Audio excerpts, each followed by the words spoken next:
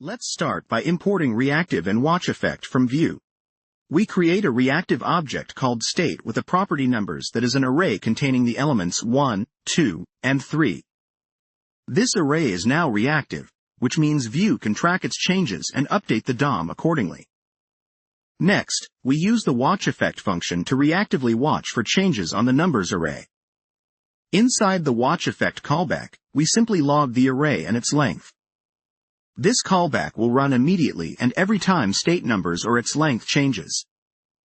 To demonstrate reactivity, let's push the number 4 to our array. As soon as we do this, watchEffect will detect the change and rerun the callback, logging the updated array with the new element and its length to the console. Now, let's show how removing an element also triggers reactivity. We call pop to remove the last element of the array. Once again, watchEffect will detect this update, and our callback will log the modified array and reflect the new length.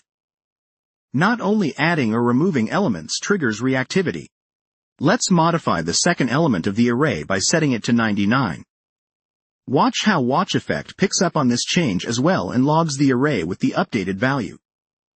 Moreover, Vue's reactivity system is robust enough to handle changes made by array methods like sort. Upon calling sort on our numbers array, the callback is executed again, logging the sorted array and its unchanged length.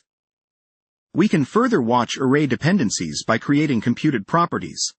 For example, we create a computed property numbers description that returns a string description of the array. By using watchEffect on this computed property, any change to the array also triggers the recomputation and logging of this description.